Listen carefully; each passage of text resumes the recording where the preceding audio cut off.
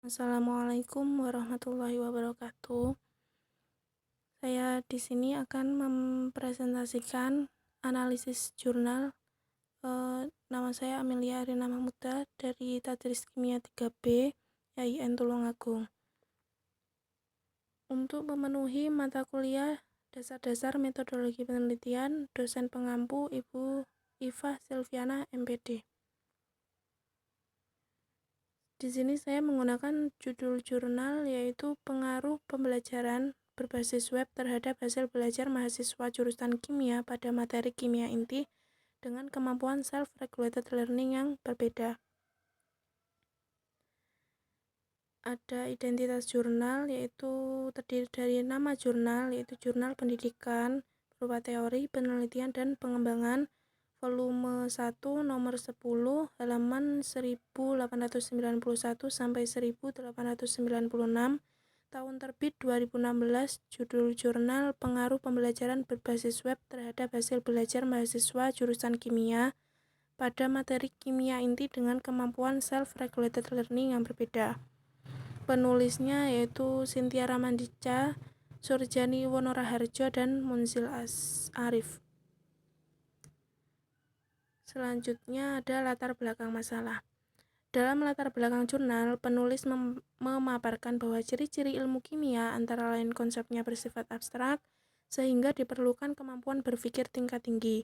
Salah satu materi kimia yang berisi konsep abstrak dan melibatkan perhitungan matematik adalah materi kimia inti. Mahasiswa terkadang mengalami kesulitan dalam memahami materi ini. Hal ini dapat diatasi dengan penyediaan animasi dan video dalam pembelajaran agar mahasiswa dapat memvisualisasikan konsep abstrak tersebut. Dengan keadaan wabah COVID-19 ini menuntut Dinas Pendidikan dan Kebudayaan mengeluarkan inovasi agar proses belajar tetap berjalan. Salah satu inovasi tersebut yaitu dengan adanya pembelajaran atau kelas online, di mana antara mahasiswa dan dosen tetap mendiskusikan materi tanpa tatap muka langsung. Mahasiswa dan dosen dapat mendiskusikan materi kimia di luar jam perkuliahan. Mahasiswa juga dapat mengunduh dan mengakses informasi dalam media elektronik setiap saat dan berulang. Hal ini menyebabkan interaksi mahasiswa dengan dosen tidak hanya terbatas pada satu lingkungan belajar. Dengan adanya pembelajaran berbasis web ini diharapkan dapat membantu mahasiswa dalam memahami konsep materi. Dari latar belakang yang sudah dipaparkan tadi, kita akan mendapatkan rumusan masalah. Nah, rumusan masalah di sini adalah permasalahan yang dikaji penulis dalam penelitian ini adalah bagaimana pengaruh pembelajaran berbasis web terhadap hasil belajar ditinjau dari kemampuan self-regulated learning yang berbeda, serta interaksi antara mahasiswa dengan konten, mahasiswa dengan mahasiswa, dan mahasiswa dengan dosen dalam pembelajaran berbasis web dengan kemampuan self-regulated learning. Selanjutnya ada teori. Teori di sini berisi pembelajaran berbasis web merupakan pembelajaran yang menggunakan web browser untuk menyajikan suatu materi dan mendiskusikan materi tersebut. Pembelajaran berbasis web diharapkan mampu membantu mahasiswa dalam pemahaman materi karena mahasiswa dapat mengunduh sumber ajar yang lebih luas. Pembelajaran berbasis web dapat meningkatkan hasil belajar mahasiswa. Pembelajaran berbasis web terdiri dari CMS atau Content Management System dan LMS atau Learning Management System. Menurut Yasar dan Adi Guzel tahun 2010, CMS dan LMS merupakan suatu pengelolaan pembelajaran yang berfungsi untuk memberikan materi, mendukung kolaborasi, menilai kinerja mahasiswa, dan menghasilkan laporan yang bermanfaat untuk memaksimalkan efektivitas dan pembelajaran. Salah satu media CMS adalah blog. Pembelajaran dengan media blog menyediakan komunikasi secara tidak langsung. Selain media CMS, ada juga media LMS yang digunakan, yaitu dengan Moodle. Pembelajaran dengan media Moodle dapat digunakan secara langsung maupun tidak langsung. Menurut Darmiani tahun 2010, Kemampuan self-regulated learning menempatkan pentingnya seseorang untuk belajar disiplin, mengatur, dan mengendalikan diri sendiri, terutama dalam menghadapi tugas-tugas yang sulit. Sunch tahun 2005 menyatakan bahwa pembelajaran dikatakan menggunakan self-regulated learning dalam belajar jika mereka secara inisiatif,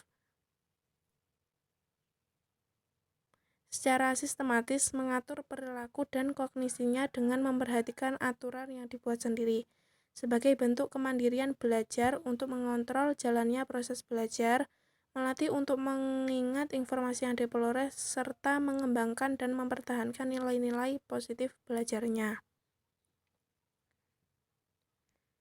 Kemudian ada metode penelitian. Metode penelitian yang digunakan penulis yaitu menggunakan rancangan eksperimen through experiment dengan desain post-test only control group design.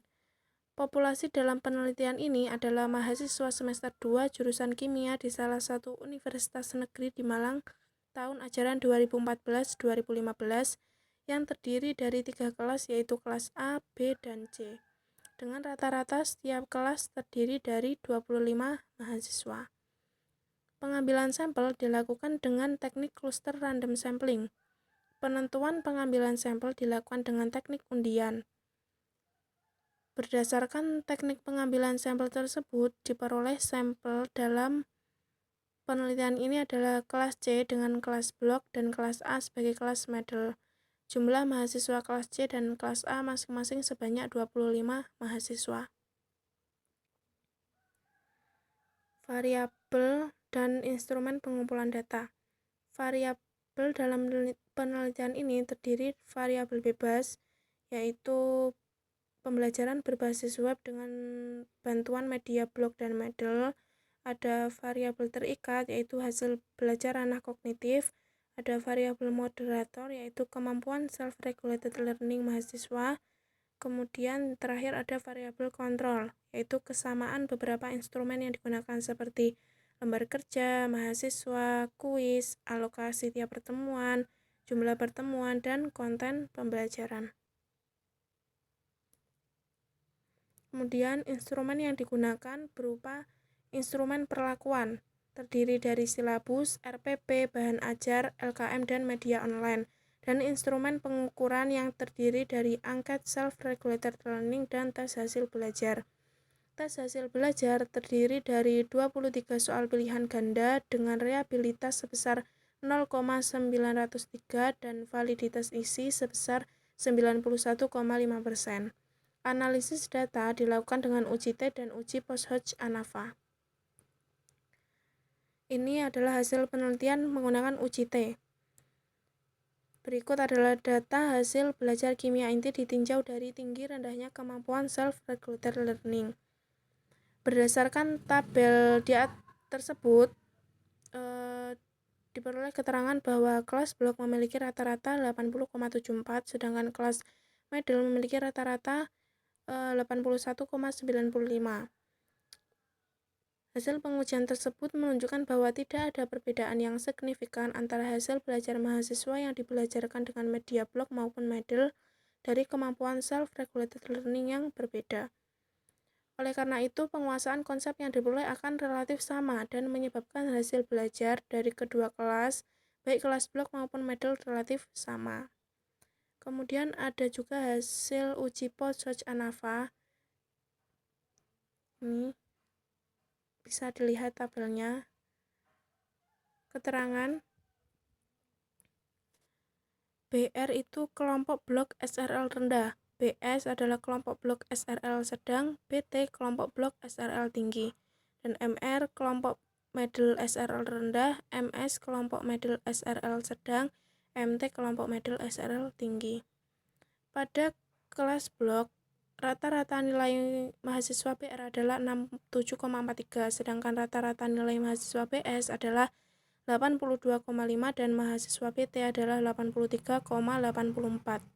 Hal ini menyebabkan mahasiswa BR kurang berpartisipasi aktif dalam diskusi serta jawaban yang diberikan kurang detail dan kurang membantu dalam memecahkan masalah dibandingkan dengan mahasiswa BS dan BT. Pada kelompok BR, kurang mendominasi oleh kemampuan SRL sehingga inisiatif diri untuk memecahkan masalah masih kurang. Hal ini akan berpengaruh terhadap pemahaman materi pada diri mahasiswa. Sedangkan pada kelas middle, rata-rata nilai mahasiswa MT adalah 87,67, rata-rata nilai mahasiswa MS 77,82 dan mahasiswa MR adalah 69,60. Hal ini disebabkan mahasiswa MT berpartisipasi aktif dalam diskusi dan dapat memberikan penjelasan yang membangun untuk memecahkan masalah. Inisiatif diri sendiri dalam belajar untuk mencapai tujuan pembelajaran kelompok MT lebih besar dari kelompok MS dan MR. Pada kelompok MT didominasi oleh kemampuan SRL sehingga inisiatif diri sangat baik untuk memecahkan masalah. Sehingga berdasarkan hasil uji Poshotch-Anava dapat disimpulkan bahwa faktor tingkat kemampuan SRL berpengaruh terhadap hasil belajar kognitif mahasiswa pada pembelajaran berbasis web. Penguasaan konsep materi kimia inti berbeda pada kelompok mahasiswa kemampuan SRL tinggi, sedang, dan rendah. Kemudian ada hasil penelitian interaksi antara mahasiswa dengan konten, mahasiswa dengan mahasiswa, dan mahasiswa dengan dosen pada pembelajaran berbasis web dengan kemampuan SRL berbeda. Berikut adalah tabelnya. Pada kelas blok, pada kelompok SRL rendah, interaksi antara mahasiswa dengan mahasiswa dan interaksi antara mahasiswa dengan dosen memberikan kontribusi yang sama, yaitu 50%. Sedangkan pada kelompok SRL sedang, interaksi antara mahasiswa dengan mahasiswa lebih dominan, yaitu 80%, daripada interaksi antara mahasiswa dengan dosen yang hanya 70%. Dan pada kelompok SRL tinggi, interaksi antara mahasiswa dengan mahasiswa lebih dominan, yakni 72,73% daripada interaksi antara mahasiswa dengan dosen yang hanya 63,64%.